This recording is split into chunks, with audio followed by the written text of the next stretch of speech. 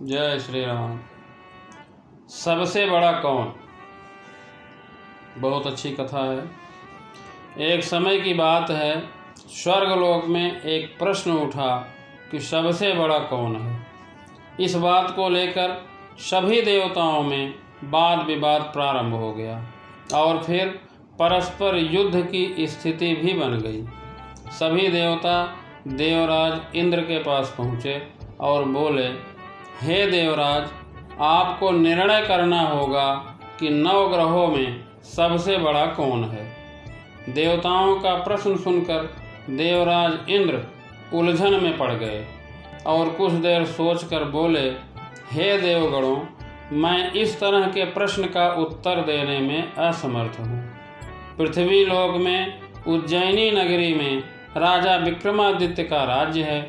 हम सभी राजा विक्रमादित्य के पास चलते हैं क्योंकि वह न्याय करने में अत्यंत लोकप्रिय हैं। उनके सिंहासन में अवश्य ही कोई जादू है कि उस पर बैठकर राजा विक्रमादित्य दूध का दूध और पानी का पानी अलग करने का न्याय करते हैं।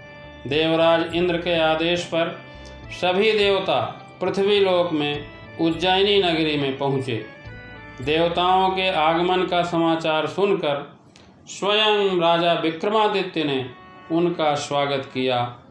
महल में पहुंचकर जब देवताओं ने उनसे अपना प्रश्न पूछा कि महाराज, 9 ग्रहों में सबसे बड़ा कौन है, तब राजा विक्रमादित्य भी कुछ देर के लिए परेशान हो उठे क्योंकि सभी देवता अपनी अपनी शक्तियों के कारण महान शक्तिशाली थे। किसी को भी छोटा या बड़ा कह देने से उनके क्रोध के प्रकोप से भयंकर हानि पहुंच सकती थी।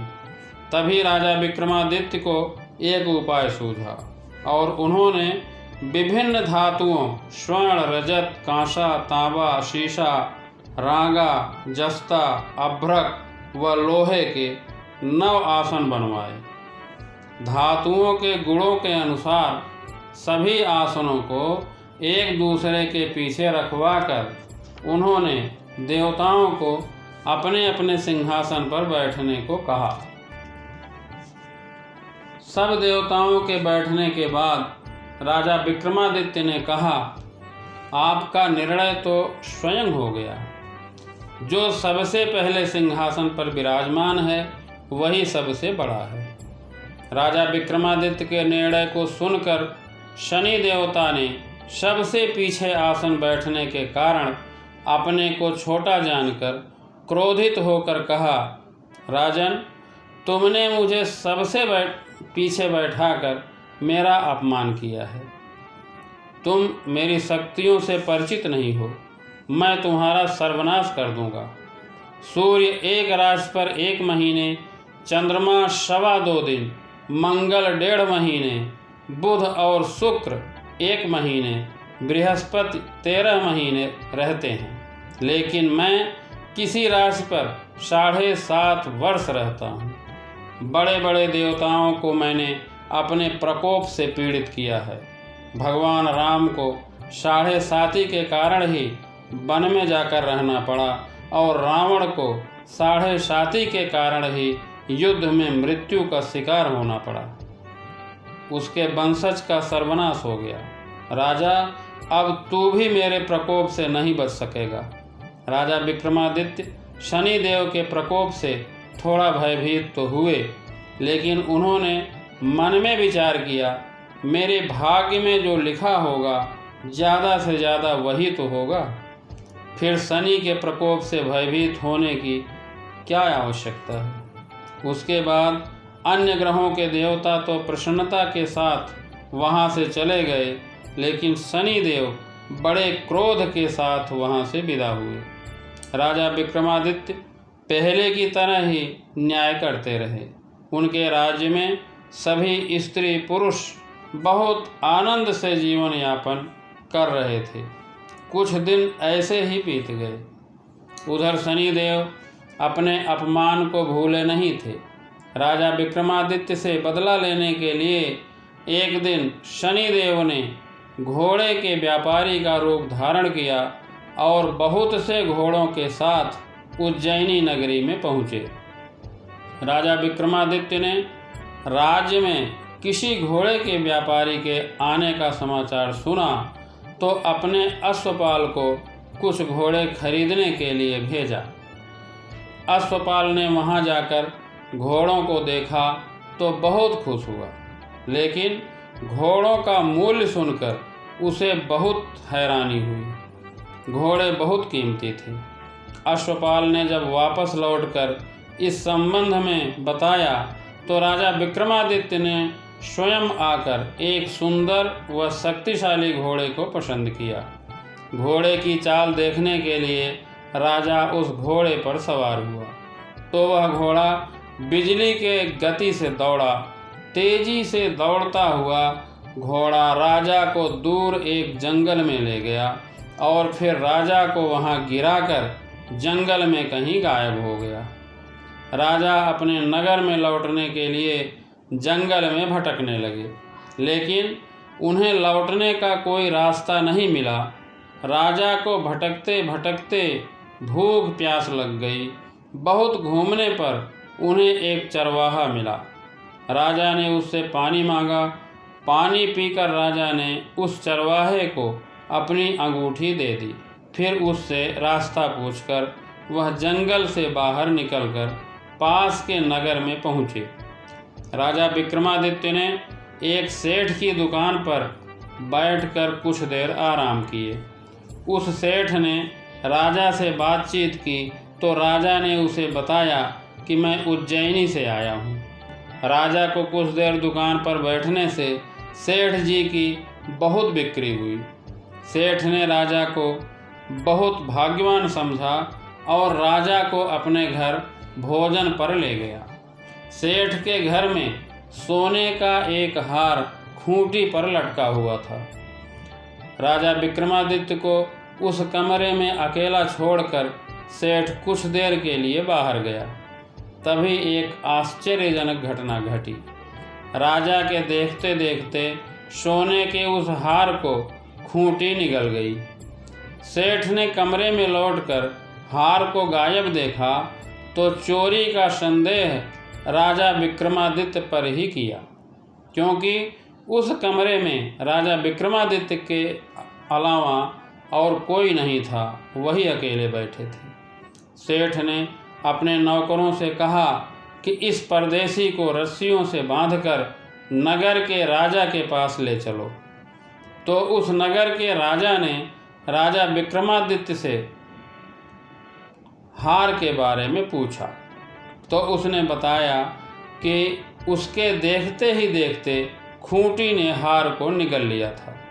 इस पर वहाँ के राजा क्रोधित होकर चोरी करने के अपराध में राजा विक्रमादित्य के हाथ पांव काटने का आदेश दे दिया। अब राजा विक्रमादित्य के हाथ पांव काटकर उसे नगर की सड़क पर छोड़ दिया गया। कुछ दिन बाद एक तेली उसे उठाकर अपने घर ले गया और उसे अपने कोल्हू पर बैठा दिया। राजा आवाज़ देकर बैलों को हाँकता रहा और राजा को भोजन मिलता रहा। शनि के प्रकोप की 7.5 पूरी होने पर वर्षा ऋतु प्रारंभ हुई।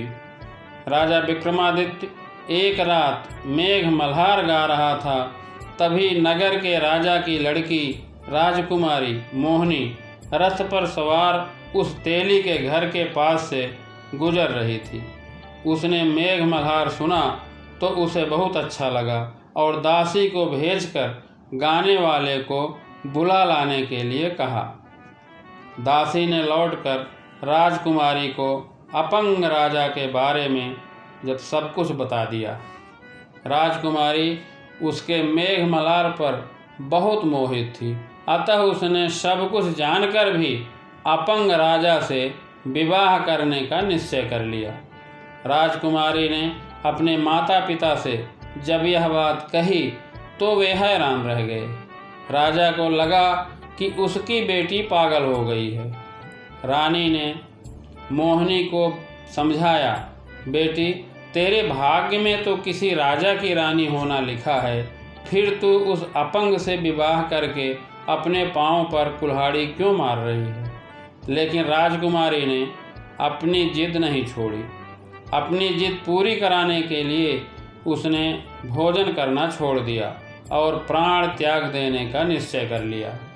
आखिर राजा और रानी को विवश होकर अपंग से राजकुमारी का विवाह करना पड़ा। विवाह के बाद राजा विक्रमादित्य और राजकुमारी तेली के घर में रहने लगे। उसी रात स्वप्न में शनि देव ने राजा विक्रमादित्य से कहा कि राजा, तुमने मेरा प्रकोप देख लिया। मैंने तुम्हें अपने अपमान का दंड दिया है। राजा ने शनि देव से क्षमा करने को कहा और प्रार्थना की कि हे शनि देव, आपने जितना दुख मुझे दिया है अन्य किसी को मत देना। शनि देव ने कुछ सोचते हुए कहा, राजा, मैं तेरी प्रार्थना स्वीकार करता हूँ। जो कोई स्त्री पुरुष मेरी पूजा करेगा, शनिवार को व्रत करके मेरी कथा सुनेगा, उस पर मेरी अनुकंपा बनी रहेगी, उसे कोई दुख नहीं होगा। शनिवार को व्रत करने तथा चींटियों को आटा डालने से मनुष्य की सभी मनोकामनाएं पूरी होंगी। प्रातःकाल राजा विक्रमादित्य की नींद खुली तो अपने हाथ पांव देखकर राजा को बहुत खुशी हुई। उसने मन ही मन शनि देव को प्रणाम किया। राजकुमारी भी राजा के हाथ पांव सही सलामत देखकर आश्चर्य में डूब गई। तब राजा ने अपना परिचय देते हुए शनि देव के प्रकोप की सारी कहानी बताई। सेठ को जब इस बात का पता चला तो दौड़ता हुआ तेली के घर पहुंचा और राजा विक्रमादित्य के चरणों में गिरकर क्षमा मांगने लगा। राजा ने उसे क्षमा किया क्योंकि यह सब तो शनि देव के प्रकोप के कारण हुआ था। सेठ राजा को अपने घर ले गया और उसे भोजन कराया। भोजन करते समय वह हार खूंटी पर वापस आ गया। सेठ जी ने अपनी बेटी का विवाह भी राजा विक्रमादित्य के साथ कर दिया और बहुत से स्वर्ण आभूषण, धन आदि देकर राजा को विदा किया। राजा विक्रमादित्य राजकुमारी मोहिनी और सेठ जी की बेटी के साथ उज्जैनी पहुँचे तो नगर वालों ने खुश होकर उनका स्वागत किया। उस रात उज्जैनी नगरी में दीप जलाकर दिवाली मनाई गई। अगले दिन राजा विक्रमादित्य ने पूरे राज्य में घोषणा करवाई कि शनि देव सब देवों में सर्वश्रेष्ठ हैं। प्रत्येक स्त्री पुरुष शनिवार को उनका व्रत करें और व्रत कथा अवश्य सुनें। राजा विक्रमादित्य के घोषणा से शनि देव बहुत प्रसन्न हुए। शनिवार का व्रत करने और कथा सुनने के कारण सभी लोगों की मनोकामनाएं शनि देव की अनुकंपा से पूरी होने लगी। सभी लोग आनंद पूर्वक रहने लगे।